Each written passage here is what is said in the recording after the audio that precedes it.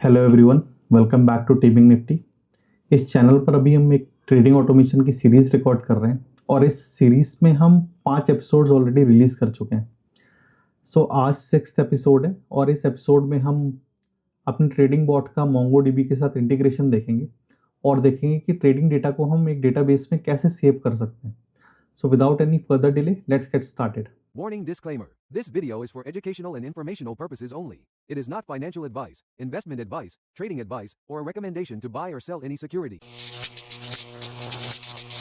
तो मोंगोडीबी के काम करने के लिए आपको मोंगोडीबी एटलस की ज़रूरत होती है एंड मोंगोडीबी 2 वेरिएंट्स में आता है। एक ऑन प्रेमाइस वर्जन होता है जिसमें आपको मोंगोडीबी का सर्वर खुद मेंटेन करना होता है एंड दूसरा वर्जन होता है मोंगोडीबी का एटलस, जो कि क्लाउड वेरिएंट है मोंगोडीबी का। सो फ्री ऑफ कॉस्ट रहता है मोंगोडीबी और इजी टू यूज़ है, इजी टू सेटअप है। तो शायद ही कोई पर्सनल यूज़ के लिए खुद का सर्वर सेटअप करेगा, तो MongoDB Atlas is the way to go. तो क्विकली हम ब्राउज़र पे आ जाएंगे और यहाँ पे एटलस को सर्च करेंगे। विल जस्ट टाइप एटलस और यहाँ पे फर्स्ट ऑप्शन आपको मिलेगा एटलस डेटाबेस। इसका वेबसाइट है mongodb.com। सो इसको खोल लेंगे एंड टॉप राइट कॉर्नर में ये ग्रीन कलर का आइकन दिखेगा आपको जिस पे गेट स्टार्टेड लिखा हुआ है। सो आप इसको क्लिक कर दोगे एंड गेट स्टार्टेड क्लिक करने के बाद आप नया अकाउंट बना सकते हो। बेसिकली यहाँ पे हम नया अकाउंट बनाने जा रहे हैं। So sine up with Google and मेरा पर्सनल अकाउंट से मैं ऑलरेडी अकाउंट पहले बना चुका हूँ जो मैं यूज़ करता हूँ। तो मैं अपने चैनल का अकाउंट यूज़ करने जा रहा हूँ which is Teaming Nifty and let's continue. Will just wait और अभी भी ये साइन इन के प्रोसेस में है, अकाउंट बना रहा है। Just accept the terms, submit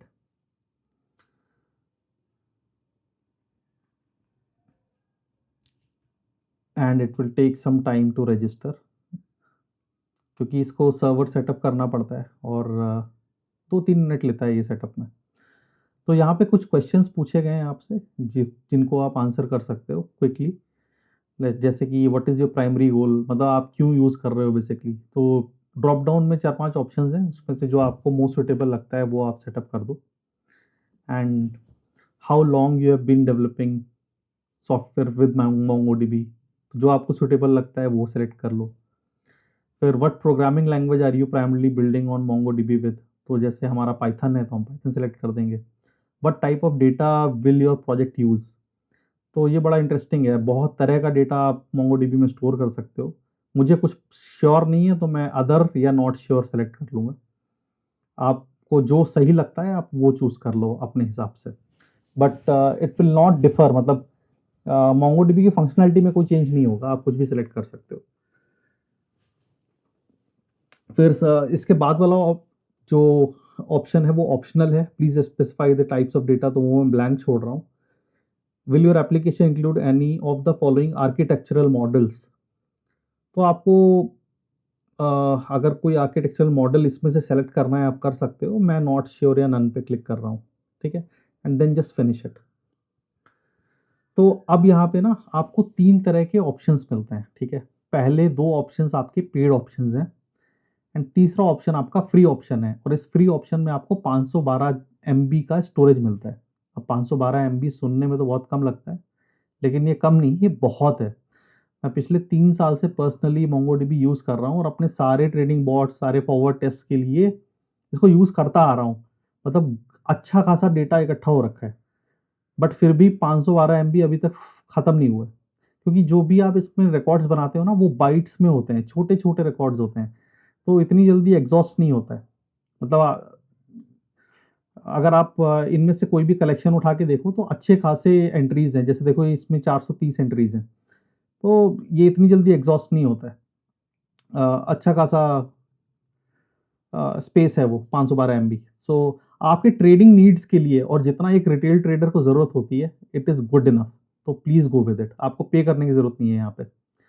फिर यहाँ पे हम क्लस्टर नेम दे सकते हैं। बाय डिफ़ॉल्ट क्लस्टर 0 रहता है एंड क्लस्टर नेम ना एक बार स्टार्टिंग में ही आप सेलेक्ट कर सकते हो। जो दे दिया फिर वो दे दिया, वो हमेशा के लिए हो जाता है, आप बाद में चेंज नहीं कर सकते उसको। तो इसको मैं लिख देता हूँ अभी ट्रेडिंग क्लस्टर, आई थिंक ये सही रहेगा। एंड फिर आपको होस्टिंग के 3 ऑप्शंस मिलते हैं, AWS, गूगल क्लाउड, एज्योर। और इसमें से आपको जो मोस्ट सुटेबल लगे वो प्रोवाइडर यूज़ कर लो। मैं पर्सनली एज्योर चूज़ करूँगा क्योंकि मैं माइक्रोसॉफ्ट में जॉब करता हूँ, तो obviously I prefer Microsoft products. So आपको अगर AWS सूट करता है तो आप AWS चूज़ कर लो। क्लाउड प्रोवाइडर एक चाहिए इसका बैकएंड होस्ट करने के लिए, doesn't matter which one you use, तीनों ही अच्छे हैं अपने मायने में। एज्योर के लिए मेरा थोड़ा सॉफ्ट कॉर्नर है। सो एज्योर एंड क्रिएट डिप्लॉयमेंट। और फिर अच्छा, यहाँ पे एक बहुत इंपॉर्टेंट बात, अब यहाँ पे ना देखो, मोंगो डीबी में ना एक नेटवर्क फायरवॉल होती है। ये नेटवर्क फायरवॉल क्या करती है कि अनवांटेड एक्सेस, अगर कोई आपकी डीबी को एक्सप्लॉइट करना चाह रहा है या कोई छेड़ना चाह रहा है या कुछ डेटा चुराना चाह रहा है, तो उसके लिए नेटवर्क फायरवॉल बहुत इंपॉर्टेंट रहती है। ये क्या करती है, आपने जिस आईपी को अलाउ कर रखा होगा सिर्फ वही आईपी इस डेटाबेस से कनेक्ट कर सकती है, रैंडमली कोई भी आईपी नहीं कनेक्ट कर पाएगी।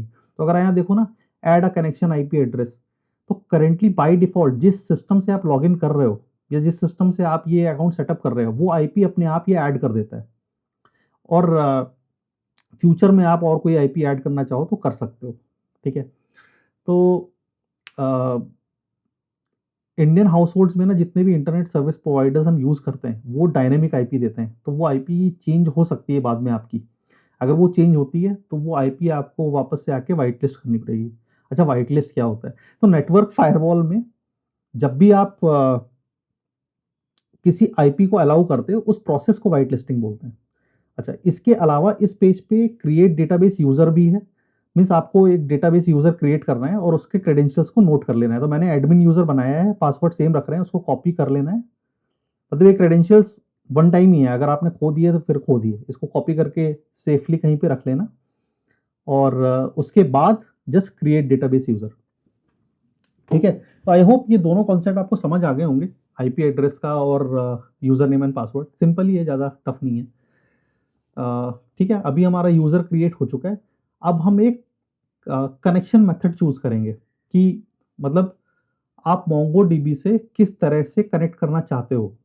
तो ऑब्वियसली हम अपने कोड से कनेक्ट करना चाहेंगे, बट उससे पहले हम MongoDB का एक डेस्कटॉप एप्लीकेशन भी आता है, कंपस, MongoDB कंपस, हम उससे कनेक्ट करेंगे। जो जो यूआई वर्जन है इसका, मैंने अपनी पिछली वीडियोस में कई बार आपको दिखाया भी है।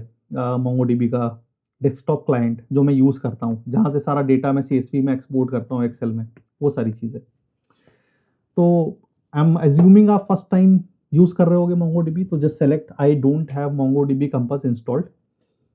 इस ऑप्शन को सेलेक्ट करने के बाद आप ड्रॉप डाउन में से अपना प्रेफर्ड ऑपरेटिंग सिस्टम चूज कर सकते हो। अगर आप मैक ओएस यूज़ करते हो, मैक ओएस या फिर विंडोज़। ठीक है, और उबंटू भी ऑप्शन में है। और उसके बाद just download Compass. Download installation मैं नहीं दिखा रहा हूँ क्योंकि मेरे पास ऑलरेडी MongoDB कंपस इंस्टॉल्ड है, बट इंस्टॉलेशन फेयरली सिंपल होगा। तो I am leaving it to you guys, अपने आप कर लो, नहीं होता है तो बताओ। ठीक है, इसके अलावा ये नीचे एक कनेक्शन स्ट्रिंग दी हुई है, ये स्ट्रिंग बहुत इंपॉर्टेंट है, हम इसको कोड में यूज करने वाले हैं और MongoDB कंपस से कनेक्ट करने के लिए भी ये चाहिए होगी। तो वेरी इंपॉर्टेंट, इसको कॉपी करके सेफली रख लो। अच्छा, अब कुछ इंपॉर्टेंट चीज़ें, जब आप लैंड करते हो इसमें फर्स्ट टाइम अकाउंट बनाते हो MongoDB एटलस पे, तो टॉप जो हायरार्की है वहाँ पे ऑर्गेनाइजेशंस होती हैं। तो एक ऑर्गेनाइजेशन बाय डिफॉल्ट बन के आती है, जैसे ये टेमिंग्स ऑर्ग, इसने ये अपने आप से बना दिया। आप चाहो तो अपनी कस्टम ऑर्गेनाइजेशंस बना सकते हो। ये कुछ नहीं है, बस एक लॉजिकल सेपरेशन है। लेट्स से कोई कंपनी है और अपने अंडर वो कई सारी छोटी छोटी कंपनी चलाती है और हर कंपनी के लिए वो डेडिकेटेड ऑर्गेनाइजेशन बनाना चाहती है, तो यू कैन डू दैट। उसके अलग यूजर्स मैनेज कर सकते हो, अलग सिक्योरिटी मैनेज कर सकते हो, सब बहुत सारे नुआंसेस हैं, बट हमें उतना डीप समझने की जरूरत नहीं है। आप जो डिफॉल्ट ऑर्ग बन के आ रही है आप उसको यूज कर लो, it will just work fine. आपके ट्रेडिंग ऑटोमेशन के लिए उतना इनफ है। अब हर ऑर्ग के अंदर प्रोजेक्ट्स होते हैं, एक प्रोजेक्ट ये बाय डिफॉल्ट बना के देता है, आप चाहो तो और प्रोजेक्ट्स बना सकते हो। ठीक है, प्रोजेक्ट्स पे क्लिक करके आप चाहो तो टॉप राइट कॉर्नर में ये न्यू प्रोजेक्ट है वहाँ से आप और प्रोजेक्ट्स बना पाओगे, बट हम डिफ़ॉल्ट पे ही काम करेंगे, ठीक है।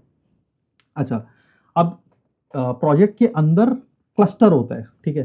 तो ट्रेडिंग क्लस्टर, आपको याद हो हमने क्लस्टर का नाम दिया था ट्रेडिंग क्लस्टर, तो ट्रेडिंग क्लस्टर नाम का ये क्लस्टर है और इससे हम कनेक्ट करने वाले हैं।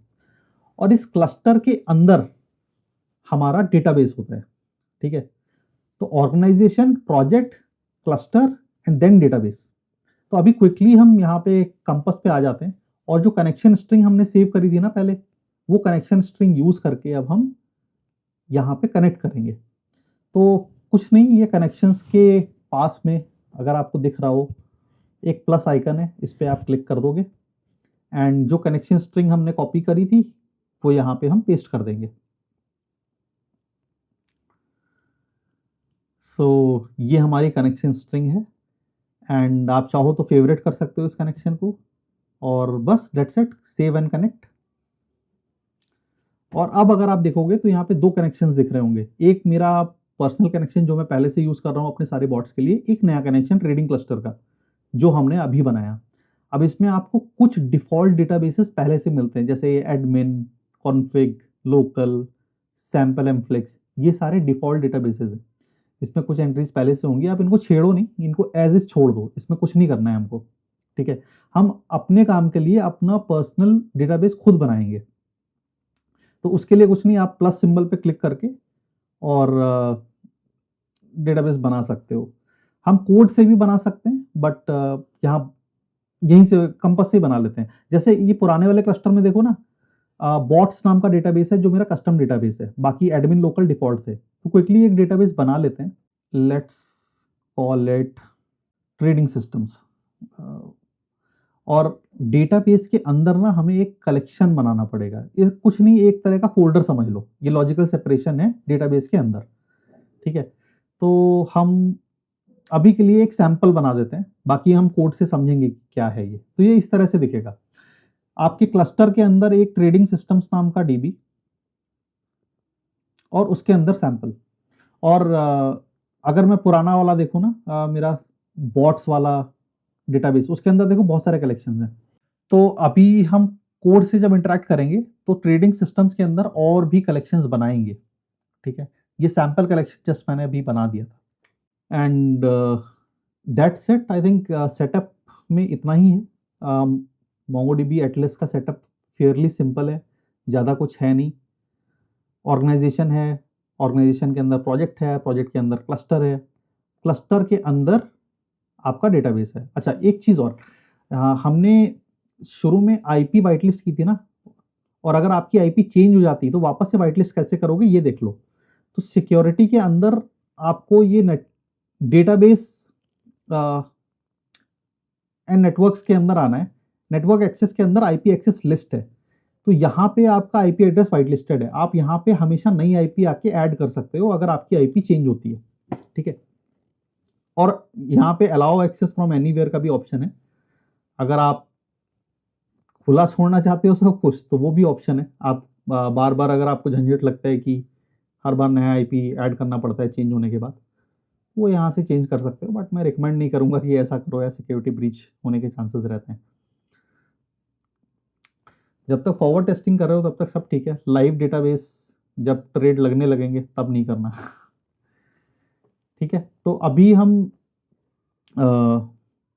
विजुअल स्टूडियो कोड में देखते हैं कि पाइथन से अपने मोंगोडीबी से कैसे कनेक्ट कर सकते हैं। तो बहुत ही सिंपल प्रोसेस है। तो ये रिपोजिटरी आपको याद होगी, लास्ट वीडियो में हमने इसमें कुछ कुछ ऑटोमेशंस किए थे। हमने फर्स्ट ब्रोकर इंटीग्रेशन किया था, जिसमें हमने धन और डिफाइनेश के साथ इंटीग्रेट करके निफ्टी 50 का डेटा फेच किया था। अभी इसी में हम मोंगोडीबी से कनेक्ट करने वाले हैं। अच्छा, तो मोंगोडीबी से कनेक्ट करने के लिए ना एक डिफॉल्ट लाइब्रेरी आती है पाइथन की, जिसको बोलते हैं पाईमोंगो। आप उसको पिप इंस्टॉल से ऐसे इंस्टॉल कर सकते हो। आप अगर यहाँ नीचे देखोगे तो पिप इंस्टॉल पाईमोंगो लिखना है आपने, एंड जस्ट एंटर करोगे, ये लाइब्रेरी इंस्टॉल हो जाएगी। एंड इसको इंपोर्ट करने के लिए from pi Mongo import Mongo client, बस इतना लिखना है आपको, ठीक है।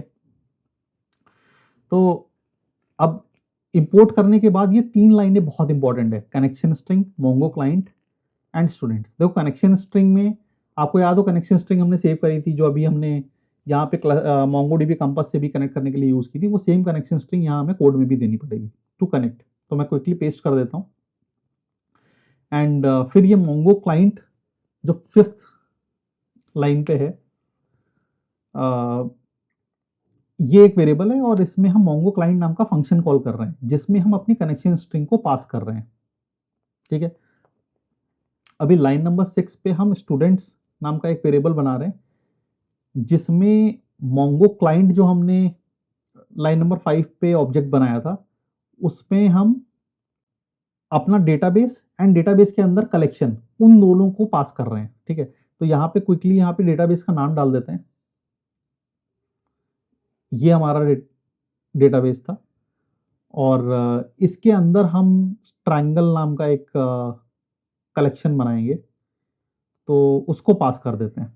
तो ये एक फॉर्मेट है इसका, जब भी आपको किसी कलेक्शन से कनेक्ट करना होगा आपको मोंगो क्लाइंट स्क्वायर ब्रैकेट्स में डेटाबेस का नाम और फिर उसके बाद स्क्वायर ब्रैकेट्स में अपने कलेक्शन का नाम, जैसे अभी कलेक्शन हमने बनाया था ना सैंपल वाला, उसकी जगह हम यहाँ पे एक नया सैंपल बनाएंगे, मतलब नया कलेक्शन बनाएंगे। तो इस एग्जाम्पल के लिए ना हम कुछ स्टूडेंट्स का डेटा मोंगो डीबी में डालेंगे और बेसिक ऑपरेशंस करेंगे, तो इसीलिए स्टूडेंट डेटा। अब देखो यहाँ पे हम एक स्टूडेंट क्रिएट कर रहे हैं, name, John Doe, age, courses कौन कौन से हैं उसके, ये एक डिक्शनरी है, ठीक है। अब लाइन नंबर 15 पे हम स्टूडेंट आईडी एक वेरिएबल ले रहे हैं और उसमें इंसर्शन चला रहे हैं। इंसर्शन कैसे चला रहे हैं, स्टूडेंट्स जो अभी हमने ऊपर कलेक्शन का ऑब्जेक्ट बनाया था उस पे हम इंसर्ट वन नाम का फंक्शन कॉल कर रहे हैं और उसमें स्टूडेंट डिक्शनरी को पास कर दे रहे हैं। देखो इस एग्जाम्पल के थ्रू ना हम बेसिक मोंगो डीबी के साथ जो भी हम ऑपरेशंस कर सकते हैं ना वो समझने की कोशिश कर रहे हैं। जैसे हम इंसर्ट कर सकते हैं, डिलीट कर सकते हैं, अपडेट कर सकते हैं, कुछ ढूंढना है तो वो कर सकते हैं, वो सारे ऑपरेशंस हम देखने वाले हैं यहाँ पे, ठीक है। तो अभी तक के लिए हमने देखो कनेक्शन स्ट्रिंग दे दी, मोंगो क्लाइंट बना लिया, स्टूडेंट्स नाम का ऑब्जेक्ट बना लिया, अभी एक स्टूडेंट की डिक्शनरी बना ली और इस डिक्शनरी को हम डेटाबेस में इंसर्ट करा के देखेंगे, ठीक है। तो क्विकली F5 करते हैं एंड लाइन बाय लाइन चला के देखते हैं इसको। सो अभी लाइन नंबर 6 पे हैं हम एंड मोंगो क्लाइंट बन चुका है। अभी लाइन नंबर 10 पे हैं हम एंड हम स्टूडेंट डिक्शनरी बना रहे हैं एंड ये डिक्शनरी बनाने के बाद ये डिक्शनरी एज इज हम डेटाबेस में डंप कर देंगे। तो लाइन नंबर 15 पे हम जो है ना डेटाबेस में डंप कर रहे हैं and at the same time उस एंट्री का हम यूनिक आईडी निकाल रहे हैं। देखो मोंगोडीबी में जो कुछ भी स्टोर होता है ना उसकी एक यूनिक आईडी होती है, अभी दिखाऊंगा मैं आगे आपको, ठीक है। तो स्टूडेंट्स के ऊपर हम इंसर्ट वन फंक्शन कॉल कर रहे हैं और उसके अंदर स्टूडेंट नाम की डिक्शनरी पास कर रहे हैं। इससे होगा क्या, जो एज ए स्ट्रक्चर अभी ऊपर दिख रहा था ना जॉन डो वाला, वो पूरा डेटाबेस में जाके इंसर्ट हो जाएगा, ठीक है। एंड फिर नेक्स्ट लाइन पे हम जो यूनिक आईडी है ना उसको प्रिंट कर रहे हैं। तो अब यहाँ पे हम ना इसको रिफ्रेश कर लेते हैं। अब देखो स्टूडेंट डेटा नाम का ये कलेक्शन आ गया ट्रेडिंग सिस्टम्स डेटाबेस के अंदर। अब जो हम इस पर क्लिक करेंगे ना, इसको थोड़ा सा बड़ा कर लेते हैं तो आपको थोड़ा बेटर दिखेगा। कहाँ से, आई थिंक व्यू के अंदर से, zoom in, zoom in, zoom in, zoom in, I think कितना इनफ होगा। ओके, सो स्टूडेंट डेटा पे क्लिक करते हैं। ये नया सैंपल जो अभी हमने डीबी से बनाया, अब देखो ये रिकॉर्ड यहाँ पे इंसर्ट हो चुका है, ठीक है। नेम, जॉन डो, एज 21 और जो कोर्सेज हैं, ठीक है। सेम कोर्सेज यहाँ कोड में भी आपको दिख जाएंगे जो हमने ये स्टूडेंट नाम का डिक्शनरी बनाया था, ठीक है। अभी क्विकली एक स्टूडेंट की एंट्री और करा के देखेंगे। ठीक है, तो ये एक तरह की लिस्ट है, इसी वजह से देखो कोर्सेज के अंदर वो एरे बोल रहा है। लिस्ट को मोंगोडीबी के अंदर अगर आप इंसर्ट कराते हो वो एज एन एरे स्टोर होती है जाके। ठीक है, तो क्विकली इसकी आईडी को प्रिंट करा लेते हैं पहले, क्योंकि हमने यहाँ पे इंसर्टेड आईडी निकाली है। अब जब आप इसको प्रिंट कराओगे ना, तो ये जो यूनिक आईडी असाइन होती है ना हर रिकॉर्ड को मोंगोडीबी में, वो प्रिंट होगी जाके। तो मोंगोडीबी ना हर रिकॉर्ड को जो सेव करते हो आप, उसको एक यूनिक आईडी असाइन करता है और उसी से वो उसको पहचानता है।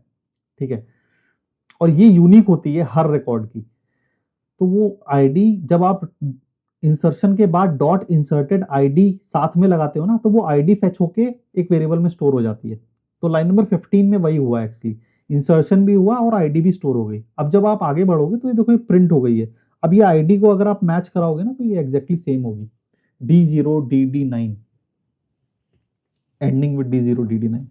अब यहाँ पे भी ending with D0, same ID है ये। ठीक है, अब हम क्विकली एक और रिकॉर्ड डेटाबेस पे एंटर कर देते हैं। तो सेम नया डिक्शनरी बनाएंगे, सेम प्रोसेस। ठीक है,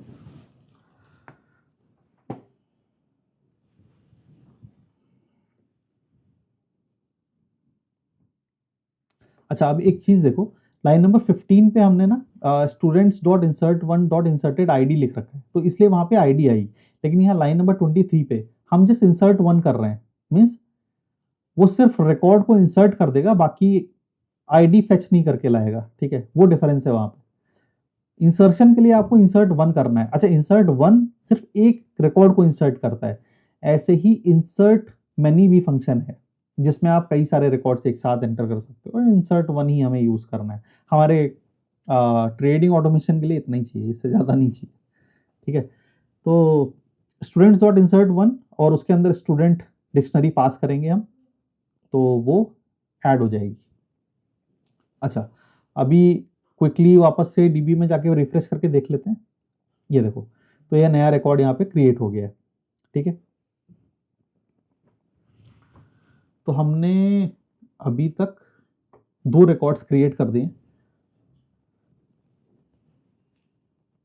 अब हम क्या कर रहे हैं, अब हम एक रिकॉर्ड को फाइंड करने की कोशिश कर रहे हैं डेटाबेस से, जिसका नाम जॉन डो है। ठीक है, तो देखो 2 स्टूडेंट्स का रिकॉर्ड है डेटाबेस में, और दोनों के पास एट्रीब्यूट नेम कॉमन है। ठीक है, बट हम बोल रहे हैं कि जिसका नाम जॉन डो है वो वाला स्टूडेंट फेच करके दो। तो ये इस तरह से फाइंड काम करता है।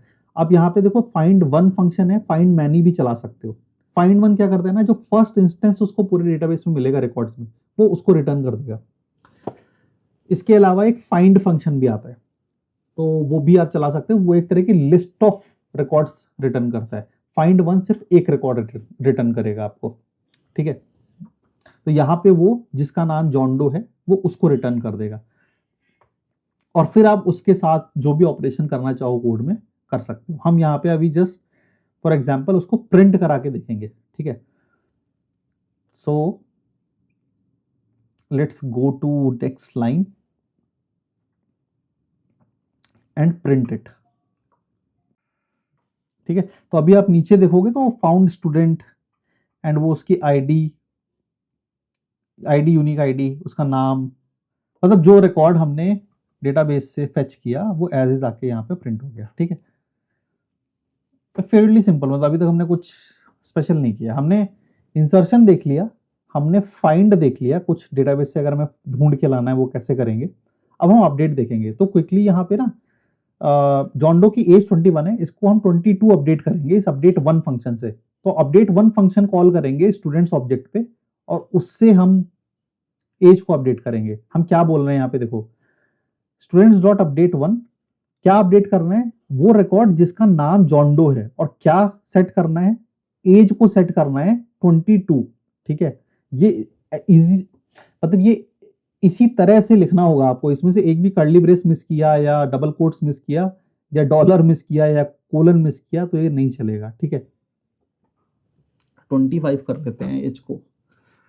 ओ आई थिंक ये काम नहीं करेगा, क्योंकि हम ऑलरेडी डिबग मोड में है, और डिबग मोड में आने के बाद जो भी चेंजेस करते हो ना आप, वो उस सेशन में इफेक्ट नहीं लेते हैं, वो नेक्स्ट सेशन में इफेक्ट लेते हैं, तो इग्नोर इट।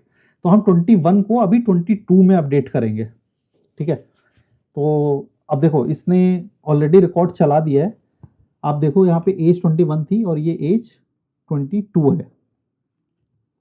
ठीक है, एक बार फिर से देख लो, स्टूडेंट्स डॉट अपडेट 1।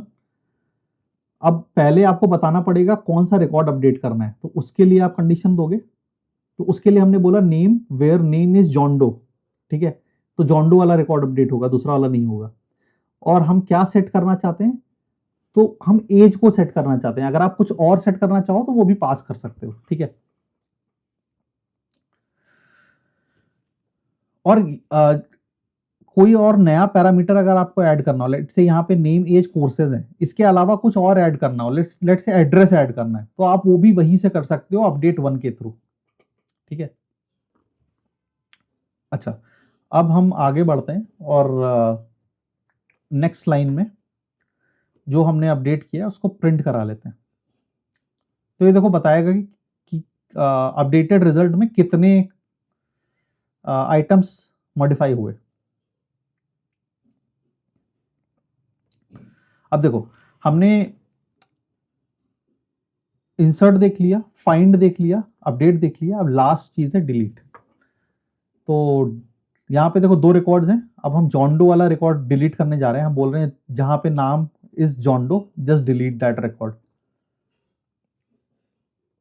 सो अब हम इसको रिफ्रेश करते हैं एंड लेट देखो जॉन डो गायब हो चुका है डेटाबेस से। तो ये बेसिक मोंगोडीबी के ऑपरेशंस थे जो हमें डे टू डे यूज में आएंगे। जब हम ट्रेडिंग ऑटोमेशन लिखेंगे किसी भी स्ट्रेटजी में, यही ऑपरेशंस आप करते हो मोटा मोटा। मतलब इंसर्ट करोगे, फाइंड करोगे कुछ, या अपडेट करोगे कुछ, या डिलीट करोगे कुछ। इसके बाहर कुछ नहीं करने वाले हो आप। मैं इतने बॉट्स लिख चुका हूं, इसके बाहर हमने कुछ नहीं किया अभी तक तो हम लास्ट जो स्ट्रेटजी हमने ऑटोमेट की थी ना, स्ट्रैंगल वाली, हम उस पे जाते हैं और उसमें हम अपडेट्स करना शुरू करते हैं अब। ठीक है, तो क्विकली देखो हमने लास्ट, अगर देखो आपने लास्ट वीडियो नहीं देखा है ना तो प्लीज देख लो। अगर नहीं देखा है तो ये वाला समझ में नहीं आने वाला है। ठीक है, और यार मेरे वीडियोस ना आप मोबाइल पे देखते हो अगर, तो बहुत गंदी बात है। आप एटलीस्ट लैपटॉप पे या मॉनिटर पे या टीवी पे ऐसे जगह देखो जहां पे स्क्रीन थोड़ा सा बड़ा हो, क्योंकि कोड मोबाइल पे यार बहुत छोटा दिखेगा, आप इरिटेट होगे, समझ नहीं आएगा। ठीक है, तो हाँ, तो पाई मोंगो इज द लाइब्रेरी जो हमें यूज करनी है। तो देखो from pi Mongo import Mongo client. ठीक है, एंड इसके बाद वापस से मोंगो वाली फाइल से हम वो कुछ इंपॉर्टेंट लाइंस उठा लेते हैं, 4, 5, 6 ये हमें चाहिए होंगी। एंड इसको हम जस्ट एज इज नीचे लिख देंगे। अब देखो इसमें क्या हो रहा है, कनेक्शन स्ट्रिंग जो हमें चाहिए कनेक्ट करने के लिए मोंगो क्लाइंट बना रहे हैं हम, और उस मोंगो क्लाइंट के थ्रू हम एक कलेक्शन को एक्सेस कर रहे हैं। अब यहाँ पे हम कलेक्शन चेंज कर देंगे। देखो ट्रेडिंग सिस्टम्स तो सेम रहेगा, डेटाबेस हमारा, कलेक्शन का नाम हमने पहले स्टूडेंट डेटा रखा था, अब हम स्ट्रेटजीज कर दे रहे हैं। ठीक है, तो क्या होगा, ट्रेडिंग सिस्टम्स के अंदर एक नया फोल्डर बन के आ जाएगा और आपके सारे रिकॉर्ड्स अब उसमें जाने वाले हैं। ठीक है, फेयरली सिंपल। ये सैंपल वाला कलेक्शन डिलीट कर देते हैं। देखो डिलीट को डेटाबेस में ना ड्रॉप बोलते हैं। ठीक है, स्टूडेंट डेटा को रहने देते हैं। अब इसके अंदर ट्रेडिंग सिस्टम्स के अंदर एक नया कलेक्शन बनेगा स्ट्रैंगल नाम का। ठीक है, अच्छा, लास्ट टाइम जब हमने कोड किया था तो हमने डिक्शनरी ऑब्जेक्ट यूज किया था ट्रेडिंग एंट्रीज को होल्ड करने के लिए। ठीक है, अभी हम क्या करेंगे, डिक्शनरी ही यूज करेंगे, बट इस डिक्शनरी को हमें मोंगो डीबी तक पहुंचाना है। ठीक है, तो उसके लिए ना हम एक फंक्शन बनाएंगे और उस फंक्शन के थ्रू रिकॉर्ड्स को अपडेट करेंगे, मोंगो डीबी में सेव करेंगे। तो जैसे ही आपका वाइल लूप चलेगा ना, वाइल लूप फर्स्ट टाइम जब स्ट्रेटजी बनाएगा तो मोंगोडीबी से पहले चेक करेगा क्या कोई एग्जिस्टिंग स्ट्रेटजी है तो नहीं, आई मीन कोई एग्जिस्टिंग एक्टिव स्ट्रेटजी तो नहीं है। अगर नहीं है तो वो नया क्रिएट करेगा, और जब वो नया क्रिएट करेगा ना उस टाइम पे एक फंक्शन कॉल होगा, और वो फंक्शन MongoDB में रिकॉर्ड्स को स्टोर करेगा। तो फंक्शन का नाम क्या होने वाला है? फंक्शन का नाम है रिकॉर्ड डिटेल्स इन मोंगो। ये आप अपनी मर्जी से जो ABCD नाम देना है आप दे लो, बट काम वो ये करने वाला है कि आपकी जो डिक्शनरी है उसको अपडेट करेगा और MongoDB में अपडेट करेगा। अब ये फंक्शन कुछ पैरामीटर्स एक्सेप्ट कर रहा है, जैसे call option symbol, put option symbol, strangle entry price, strategy state, entry time, expiry, और वो सारी चीजें हम यहाँ पे सेट करके लास्ट में लाइन नंबर 42 पे strategies dot insert one function चला रहे हैं और उसमें इस स्ट्रेटजी वाली डिक्शनरी को पास कर दे रहे हैं। इससे क्या होगा? अभी हमने मोंगो वाले फाइल, जब हम वो स्टूडेंट वाले एग्जांपल में देख रहे थे ना, इंसर्ट वन, एक रिकॉर्ड एंटर हो गया था, तो सिमिलरली एक रिकॉर्ड एंटर हो जाएगा। अच्छा, अब देखो ये बहुत सारे एरर्स दिख रहे हैं। ये एरर्स इसलिए दिख रहे हैं क्योंकि हम पहले ना स्ट्रेटजी वाली डिक्शनरी यूज कर रहे थे जो कि पब्लिक स्कोप में थी। अभी वो डिलीट हो गई है और उसकी जगह एक फंक्शन आ गया है, तो ये इसको ढूंढ नहीं पा रहा है, इस वजह से ये एरर्स हैं। हम इनको लाइन बाय लाइन अभी फिक्स करेंगे। तो हमारा सबसे पहले ना वाइल लूप पे चलते हैं हम, जो इनफाइनाइट लूप है हमारा, और वहां से चीजों को शुरू करते हैं। ठीक है, तो ये पहली कंडीशन हमारी, अगर आपको स्ट्रेटजी याद हो ना, 920 वाला टाइम था हमारा, कि अगर time is greater than 920 then start the strategy या टेक दी पोजीशन। ठीक है, तो ये पहली कंडीशन इवेलुएट होगी, if current time is greater than equals to parser dot parse 920। अगर ये ट्रू इवेलुएट होती है, देन नेक्स्ट लाइन में क्या करेंगे? हम चेक करेंगे कि MongoDB में कोई एक्टिव स्ट्रेटजी तो नहीं है। तो उसके लिए ना हमने ऊपर एक ये स्ट्रेटजीज वाला ऑब्जेक्ट बनाया था ना, ये trading system and strangle collection के लिए। बस हम अब ये स्ट्रेटजीज वाले ऑब्जेक्ट को पूरे कोड में यूज करने वाले हैं। ठीक है, लाइन नंबर 13 से। अभी वापस नीचे चलते हैं एंड देखते हैं इसको कैसे यूज करना है। ठीक है, तो वाइल लूप के अंदर आप लाइन नंबर 88 अगर देखो, तो if strategies dot count documents. अब काउंट डॉक्यूमेंट फंक्शन है जो डॉक्यूमेंट्स को काउंट करता है बेस्ड ऑन कंडीशन जो आप देते हो। तो हम कंडीशन क्या दे रहे हैं? जहां पे स्ट्रेटजी की स्टेट एक्टिव है। अब ये सारा 0 से बड़ा होना चाहिए, मतलब अगर कोई भी एक्टिव स्ट्रेटजी है तो इट विल बी 0 से बड़ा, तो ये कंडीशन ट्रू हो जाएगी। ठीक है, अब अगर ये कंडीशन ट्रू होती है तो क्या होना चाहिए? मींस ये कंडीशन ट्रू है, इसका मतलब कोई एक्टिव पोजीशन हमारी है, मतलब स्ट्रैंगल की। तो हम उस एक्टिव पोजीशन को निकाल के लाएंगे। अब निकाल के कैसे लाएंगे? तो एक वेरिएबल बनाते हैं स्ट्रेटजी, और उसके अंदर स्ट्रेटजीज डॉट फाइंड वन। हमने फाइंड वन का एग्जांपल अभी देखा था, तो फाइंड वन। अच्छा, क्या फाइंड करना है? तो वो रिकॉर्ड फाइंड करना है जहां पे स्ट्रेटजी की स्टेट अभी एक्टिव है। ठीक है, बहुत सिंपल है ये, मतलब इससे सिंपल, MongoDB से सिंपल डेटाबेस मैंने आज तक नहीं देखा है। ठीक है, अच्छा, अभी हमें ये स्ट्रेटजी मिल गई। मैं ना पूरा ये कोड एक बार पूरा रिप्लेस कर देता हूं और फिर लाइन बाय लाइन आपको समझाता हूं, तो थोड़ा आई थिंक इजी होगा। देखो, अब हमने ना वाइल लूप से शुरू किया, टाइम चेक किया, टाइम 9:20 से बड़ा है लेट से। उसके बाद हमने चेक किया कि क्या कोई एक्टिव पोजीशन तो नहीं है अभी ऑलरेडी। अगर एक्टिव पोजीशन है तो फिर हम अंदर गए और उस पोजीशन से रिलेटेड चीज़ों को मॉनिटर करने लगे, जैसे कि रनिंग PNL अभी SL से नीचे तो नहीं जा रहा है, या टारगेट तो नहीं हिट हो रहा है, या हमारा टाइम बेस्ड एग्जिट तो नहीं आ रही है। तो वो सारी कंडीशंस हम उसके अंदर मॉनिटर करेंगे। ठीक है, आई थिंक ये सब कुछ ना हम लास्ट वीडियो में कवर कर चुके हैं, तो मैं इन चीज़ों पे उतना टाइम नहीं बिताना चाह रहा हूँ। ठीक है, क्योंकि इसमें कुछ चेंज नहीं होने वाला है। हम सिर्फ वो चीज़ें चेंज करने वाले हैं जहाँ पे रिकॉर्ड्स को हम डिक्शनरी में सेव कर रहे थे, बस वो लॉजिक चेंज होके हम उसकी जगह MongoDB में चीज़ों को डालना शुरू कर रहे हैं। That's it. उसके अलावा पूरा का पूरा कोड एज इज रहने वाला है, कुछ चेंज नहीं होने वाला है। ठीक है, एक बार वापस से देख लो लाइन नंबर 91। तो 89 तक तो मैं एक्सप्लेन कर चुका था, strategies dot find one, strategy state active, और जब वो स्ट्रेटजी एक्टिव हमें मिल जाएगी तो उसके अंदर हम क्या कर रहे हैं, if strategy state is active, strategy running PNL, वो स्टॉप लॉस वाली कंडीशन हम मॉनिटर कर रहे हैं, फिर टारगेट वाली कंडीशन मॉनिटर कर रहे हैं, तो सेम थिंग। ठीक है। अच्छा, अब एक बहुत इंपॉर्टेंट चीज देखो, यहाँ पे गेट पीएनएल है ना, अब गेट पीएनएल के अंदर से ना हम लास्ट टाइम डिक्शनरी का रनिंग पीएनएल अपडेट कर रहे थे, अगर आपको याद हो तो। ये देखो, ये फंक्शन है। अब इसके अंदर ना लास्ट में हम रनिंग पीएनएल रिटर्न भी कर रहे हैं और डिक्शनरी ऑब्जेक्ट भी लाइन नंबर 82 पे अपडेट कर रहे हैं। ठीक है। तो अब उसकी जगह ना हमें मोंगो डीबी में अपडेट करना पड़ेगा। तो उसके लिए ना हमारे पास यहाँ पे स्ट्रेटजी का ऑब्जेक्ट होना चाहिए। तो या तो एक तरीका है कि स्ट्रेटजी को हम जब गेट पीएनएल कॉल कर रहे हैं ना, तो यही वाइल लूप से पास कर देते हैं और वहां पे रिसीव कर लेते हैं। तो पास करने के लिए आपको वही पैरेंथेसिस के बीच में स्ट्रेटजी को बंद करना पड़ेगा और उसके बाद वहां पे पास कर, मतलब वहां पे यूज कर सकते हो आप, गेट पीएनएल के अंदर रिसीव करके उसको यूज कर पाओगे। अच्छा, अब इसके नीचे हम क्या कर रहे हैं, देखो मैक्स पीएनएल रीच्ड में वापस से हम गेट पीएनएल कॉल कर रहे हैं। तो देखो मैक्स, ये कंडीशन आप आई थिंक आपको याद होगी कि अगर मैक्स पीएनएल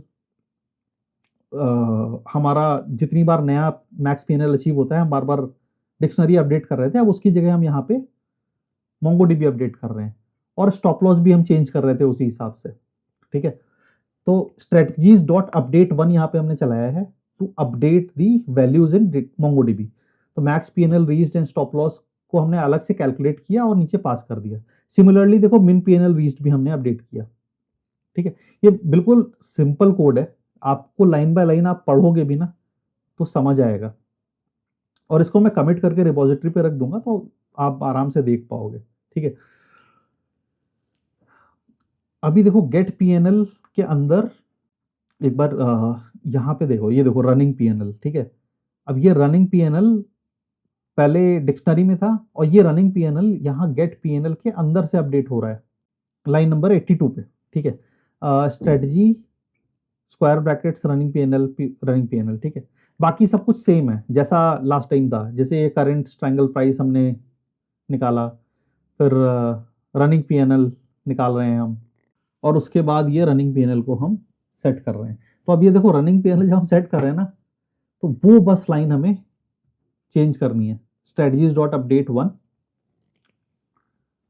एंड अभी स्ट्रेटजी ऑब्जेक्ट तो है हमारे पास, तो सीधा सीधा आईडी यूज कर लेते हैं उसको रिकॉग्नाइज करने के लिए और रनिंग पीएनएल में सेट कर देते हैं। बस इतना सा करना है। ठीक है। अच्छा, ये आईडी ना यूनिक आईडी रहती है, ये तो मैं आपको पहले ही बता चुका हूँ। तो वही सेम आईडी हम यहाँ पे पास कर रहे हैं, और कैसे यहाँ पे पास कर पा रहे हैं, क्योंकि हम स्ट्रेटजी को वाइल लूप के अंदर से लेके आए। जब हमने गेट पीएनएल वहां कॉल किया था तो वहां से हमने स्ट्रेटजी पास कर दी थी, और वो स्ट्रेटजी को यहाँ रिसीव करके हम जस्ट उस पर ऑपरेशंस कर रहे हैं। यार मैं एकदम बेसिक से समझाने की कोशिश इसलिए करता हूँ ना, क्योंकि बहुत सारे लोग हैं जिनका कोडिंग एक्सपीरियंस बिल्कुल नहीं रहता है। ठीक है। तो मैं कोशिश पूरी करता हूँ कि यार आपके लिए कहीं से भी कॉम्प्लिकेटेड ना हो। आई नो जो आईटी बैकग्राउंड से हैं और जिनको थोड़ी बहुत भी कोडिंग आती है, तो वो लोग बहुत बोर हो जाते होंगे, but I am really sorry. अगर आपको बोरियत हो रही है, प्लीज बियर विद मी। ठीक है। तो अभी हम क्विकली एग्जिट ट्रायंगल वाला फंक्शन देख लेते हैं। तो हमने गेट पीएनएल देख लिया, व्हाइल लूप वाला पार्ट अपडेट कर दिया। अब देखो इसमें भी ना, बस ये जहां जहां हम डिक्शनरी अपडेट कर रहे थे ना, वो सारा पार्ट गायब हो जाएगा, बाकी पूरा सेम रहेगा। बस उतना पार्ट जहां डिक्शनरी अपडेट कर रहे थे उसकी जगह बस मोंगोडीबी अपडेट करने की एक लाइन आ जाएगी, जहां पे हम सारे एग्जिट टाइम पे जो जो चीजें हमें अपडेट करनी थी वो सारी चीजें अपडेट करेंगे। अब जैसे कि क्या हो सकता है, स्ट्रैंगल एग्जिट प्राइस हो सकता है। ठीक है। एग्जिट टाइम हो सकता है, आपका स्ट्रेटजी का स्टेट हो सकता है, एग्जिट रीजन हो सकता है, पीएनएल हो सकता है, नेट पीएनएल हो सकता है। ये सारी चीजें मतलब आप एग्जिट के टाइम पे सेट करोगे, तो वो हम पहले एक एक लाइन बाय लाइन डिक्शनरी में सेट कर रहे थे। अब उसकी जगह बस हम लाइन नंबर 71 पे strategies dot update one function को कॉल कर दे रहे हैं, और उसमें हम बोल रहे हैं कि ये आईडी, अच्छा स्ट्रेटजी आईडी, ओके। तो देखो अब यहाँ पे ना स्ट्रेटजी अवेलेबल नहीं है, तो ये स्ट्रेटजी ट्रायंगल एंट्री प्राइस और स्ट्रेटजी क्वांटिटी, ये सारी चीज़ें मिलेंगी नहीं। तो क्विकली हम यहाँ पे ना स्ट्रेटजी को लेके आते हैं। अब स्ट्रेटजी को कैसे लेके आ सकते हो? Strategies dot find one strategy state active. तो अब वो डीबी में जाके देखेगा कि कौन सा ऐसा पोजीशन है जो अभी भी स्ट्रेटजी स्टेट जिसका एक्टिव है, वो उठा के स्ट्रेटजी में सेव कर देगा। अब देखो यार, ये काम करने के ना दो तरीके हैं। या तो जहां पे हम एग्जिट ट्रायंगल कॉल कर रहे थे वहां से हम स्ट्रेटजी को वापस से पास कर देते, और नहीं तो यहां से कर लो, जैसे गेट पीएनएल वाले में किया था ना हमने वैसे। अभी मैं वापस से एक्सप्लेन कर दूंगा इस चीज को। ठीक है, तो एक बार क्विकली पैरामीटर्स वैलिडेट कर लेते हैं हमने क्या क्या अपडेट किया है यहाँ पे।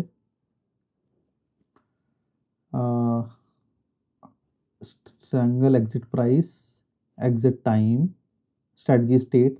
अच्छा, स्ट्रेटजी स्टेट एग्जिटेड बहुत इंपॉर्टेंट है। एग्जिट टाइम पे हमें स्ट्रेटजी स्टेट को चेंज करना है ताकि पोजीशन क्लोज हो सके, और जब वाइल लूप वापस से चले ना तो वो बार बार उसी पोजीशन पे अटका ना रहे। जब वो एग्जिटेड होगा ना तो नेक्स्ट टाइम ये जो लाइन है ना, लाइन नंबर 85, इसको एक भी एक्टिव पोजीशन नहीं मिलेगी, और फिर ये एल्स वाला ब्लॉक एग्जीक्यूट होगा, तभी आपकी नई ट्रायंगल बनेगी। ठीक है,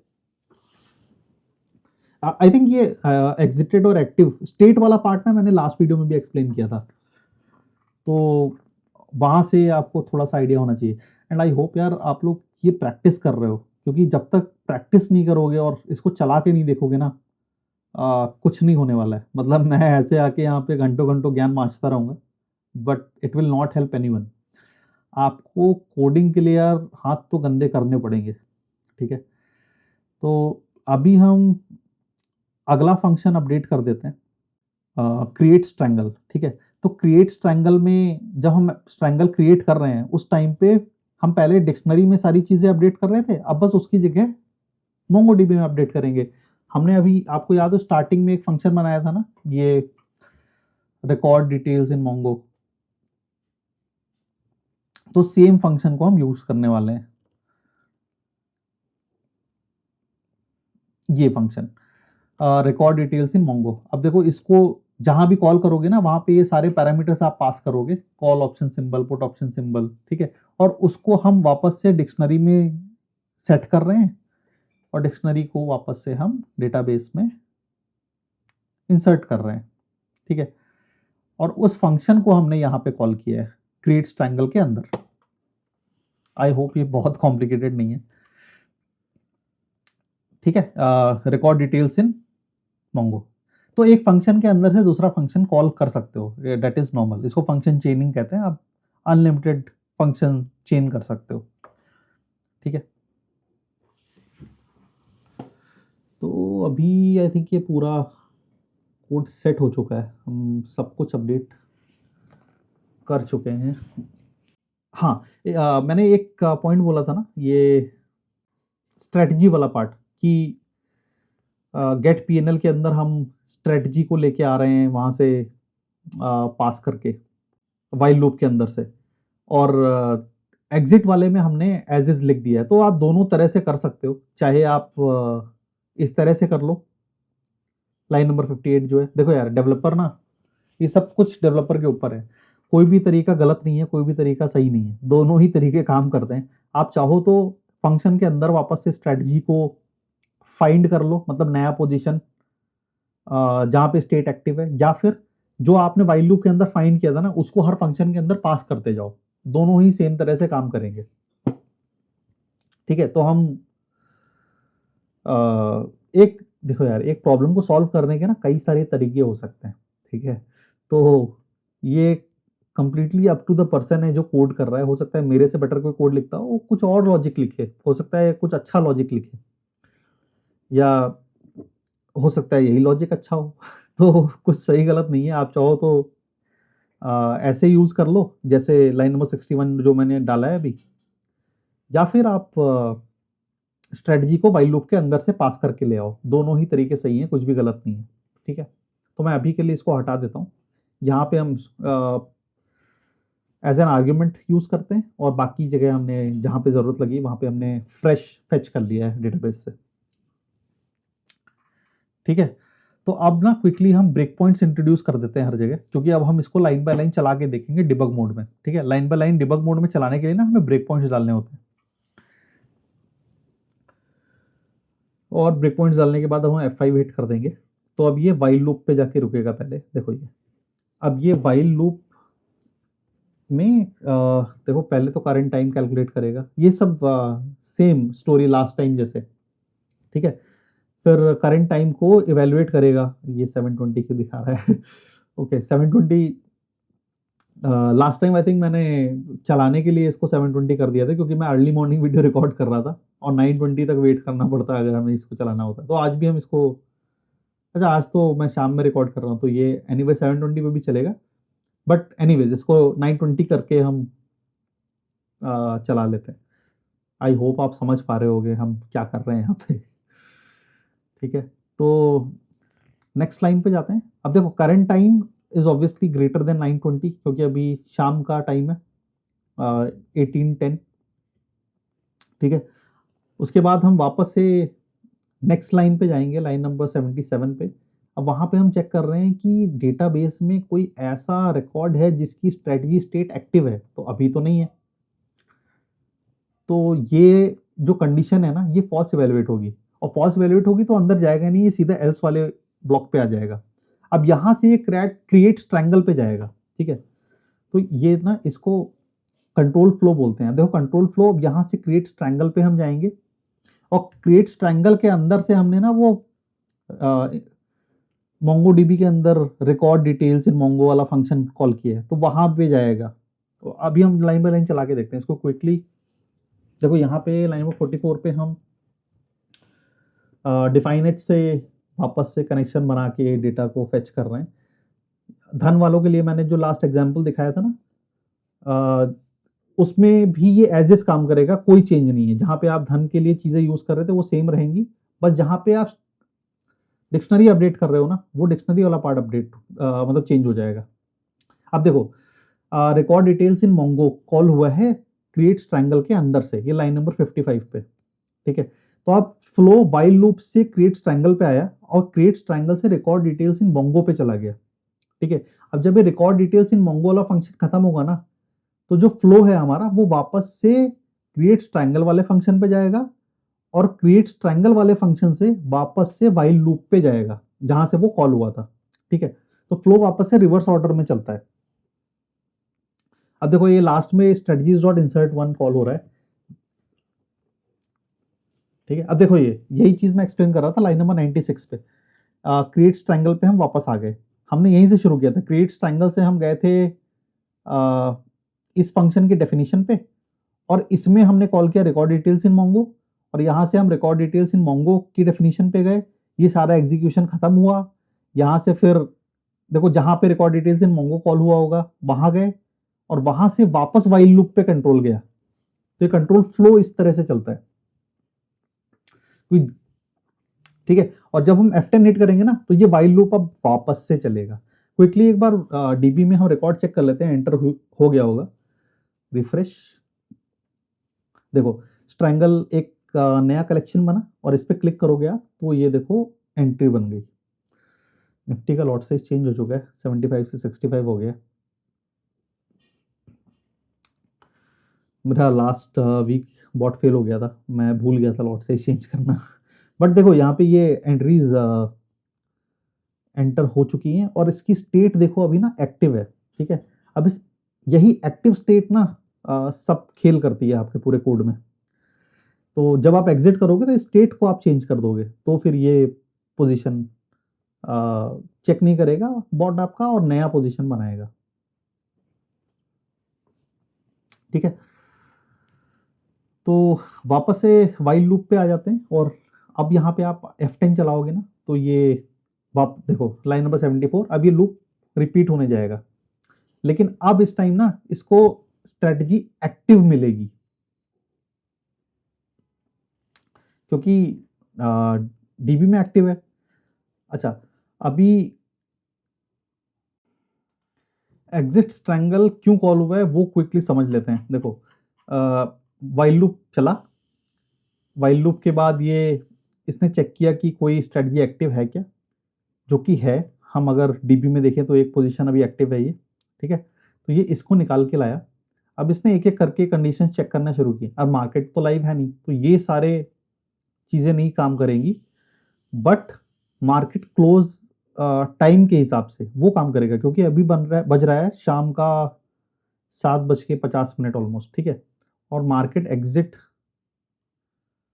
हमने टाइम के हिसाब से कंडीशन डाल रखी है ये 86 पे, ठीक है, कि if strategy state is active and current time is greater then 15 exit triangle, ठीक है। तो इसकी वजह से हमारा एग्जिट ट्रायंगल फंक्शन कॉल हुआ, ठीक है। अब एग्जिट ट्रायंगल फंक्शन पे आ जाते हैं और इसको लाइन बाय लाइन चलाते हैं, ठीक है। तो इसको चला लो आप एक करके, ऐसे ये चलता रहेगा F10 F10। अच्छा, एक चीज और बड़ी इंपॉर्टेंट है, डीबी में सेव करने का ना फायदा क्या है। अब जैसे लेट से अगर मैं ये बॉट को बीच में ही बंद कर देता हूँ, ठीक है, अब ये बॉट बंद हो गया है, बट डीबी में आपकी पोजीशन वो अभी भी खुली हुई है, ठीक है, ये पोजीशन पड़ी है और ये एक्टिव है। अब अगर इस बॉट को मैं वापस से स्टार्ट करूंगा ना, तो ये उसी पोजीशन को लाके उसके साथ काम कर सकता है। ये चीज लास्ट वीडियो में पॉसिबल नहीं थी। क्यों नहीं पॉसिबल थी? क्योंकि जो हमारा रिकॉर्ड, जो हम रिकॉर्ड बना रहे थे या जो डिक्शनरी हम होल्ड कर रहे थे, वो जैसे ही पाइथन प्रोग्राम एग्जिट करेगा या कर रहा था, उसी टाइम पे ड्रॉप हो जा रही थी, तो हमारे पास डेटा नहीं था। तो अभी हम वापस से F5 हिट करते हैं, ठीक है। अब देखो ये वापस से ये इसके अंदर जाएगा। क्यों जाएगा? क्योंकि इसको एक्टिव पोजीशन मिलेगी डेटाबेस में, ठीक है। ये देखो उसके अंदर गया, ये वापस से स्ट्रेटजी में फेच किया उसने फाइंड वन, एंड अब ये वापस से ये वाली कंडीशन को चलाएगा। क्यों? क्योंकि टाइम अभी 7:52 हो रहा है। ये देखो अब इसके अंदर गया और ये एग्जिट ट्रायंगल को कॉल कर रहा है। हम वापस से एग्जिट ट्रायंगल पे पहुंचे। अब इसको लाइन बाय लाइन चलाते हैं जरा, ठीक है। अब यहाँ पे देखो पीएनएल कैलकुलेट हो रहा है, नेट पीएनएल कैलकुलेट हो रहा है, और लास्ट में ये स्ट्रेटजीज अपडेट 1। अब यहाँ पे देखो मैजिक, देखो देखो ये तो जीरो ही रहने वाला है। देखो एग्जिट रीजन अभी अपडेट नहीं हुआ है, ठीक है। ये स्टेट एक्टिव है, ठीक है। पीएनएल कैलकुलेट नहीं हुआ है, नेट पीएनएल कैलकुलेट नहीं हुआ है, ठीक है। एग्जिट टाइम नहीं आया है। ये सारी चीजें यहाँ से अपडेट होंगी जब ये अपडेट 1 चलेगा। अब इसको चलाता हूं मैं एक बार, ये चला दिया। अब इसको ना रिफ्रेश करते हैं। देखो स्ट्रेटजी स्टेट एग्जिटेड, एंड ये देखो मार्केट एग्जिट रीजन आ गया, पीएनएल जीरो हो गया, नेट पीएनएल जीरो है, रनिंग पीएनएल जीरो है, देखो एग्जिट टाइम आ गया, ठीक है। अभी नेक्स्ट लाइन है ब्रेक। क्यों? क्योंकि अब एग्जिट कर गए हैं, तो अभी हमें ये बॉट बंद करना है। तो ब्रेक किसी भी लूप से बाहर निकलने के लिए काम आता है, हमने पहले डिस्कस किया हुआ है। और डेट्स इट, अभी ये एग्जिट हो गया। अब अगर आप वापस से चलाओगे ना, क्योंकि अब देखो डेटाबेस में कोई भी पोजीशन नहीं है जो एक्टिव है, तो ये नई पोजीशन वापस से बना देगा। अब अगर मैं वापस से F5 दूं, तो देखो यहाँ पे करंट टाइम पे आके रुका, नेक्स्ट नेक्स्ट। अब देखो अब ये कंडीशन ना इवेलुएट होगी फॉल्स में, तो ये सीधा सीधा ये पूरा सब लॉजिक स्किप कर देगा और ये एल्स पे आ जाएगा और क्रिएट ट्रायंगल पे जाएगा। ये देखो क्रिएट ट्रायंगल पे आ गया। अब ये इसके अंदर जाएगा, ये देखो, ठीक है। आई होप आप समझ पा रहे हो कैसे काम कर रहा है। तो अब ये इस कंडीशन में है ना कि आप इसको डेली चला के छोड़ सकते हो। इसको मैं बंद कर देता हूं। हाँ, अब ये इस कंडीशन में है ना कि आप एवरी मॉर्निंग उठो, अपने सिस्टम पे ये मोंगोडीबी वगैरह वाले चेंजेस कर लेना। चेंजेस करने के बाद एवरी मॉर्निंग आओ और इसको कंट्रोल F5 करके छोड़ दो, ठीक है। तो ये आपके सिस्टम पे चलता रहेगा और डेटाबेस में अपडेट करता रहेगा। और एंड ऑफ द डे आपको पता चल जाएगा कि उस दिन का डे प्रॉफिटेबल रहा, लूजिंग रहा, या मैक्स पीएनएल कितना गया, मिन पीएनएल कितना गया, वो सारे काम करेगा। तो अब आप इसको डेली एवरीडे मार्केट में चला के छोड़ सकते हो, ठीक है। तो एक हफ्ते बाद भाई, अब ये आप लोगों का काम है कि इसको चलाना ये पूरे हफ्ते, और एक हफ्ते बाद मेरे को बताना कि ये कैसा काम कर रहा है, ठीक है। और इसको हम और इनहेंस करने वाले हैं आगे, मतलब इसमें काफ़ी सारी चीज़ें ऐड करनी है अभी। जैसे प्रिंट स्टेटमेंट्स कई जगह हमें डालने पड़ेंगे, काफ़ी सारी नोटिफिकेशन। नेक्स्ट वाला जो पार्ट आने वाला है इस सीरीज़ का, उसमें हम नोटिफिकेशन से डिस्कस करने वाले हैं। तो यही था पूरा इस वीडियो में जो मैं शेयर करना चाहता था। आई होप मोंगोडीबी आपको समझ आया हो, उसके साथ इंटीग्रेशन आपको समझ में आया हो, फेयरली ईजी है। और इस वीडियो में ना यार बहुत मेहनत लगी है। मेहनत इसलिए है क्योंकि मैंने वीडियो पूरी रिकॉर्ड कर दी एंड देन रियलाइज हुआ यार सिर्फ वीडियो ही रिकॉर्ड हुई है और ऑडियो तो रिकॉर्ड ही नहीं हुई है। तो इसी वजह से अब इसमें मैंने ये फेसलेस वीडियो बनाई है क्योंकि एडिटिंग बहुत टफ हो जा रही थी। और ये जो वीडियो स्क्रीन शेयरिंग के साथ में दे रहा हूँ ना, ये मैंने वॉइस ओवर किया है बैठ के वापस से पूरी वीडियो देख के। तो आई होप आपको वैल्यू मिली हो इस वीडियो में। अगर वीडियो वैल्यूएबल लगा है और आपको पसंद आया है तो please like share and subscribe. Keep learning and मिलते हैं नेक्स्ट वीडियो में। Thank you, bye bye.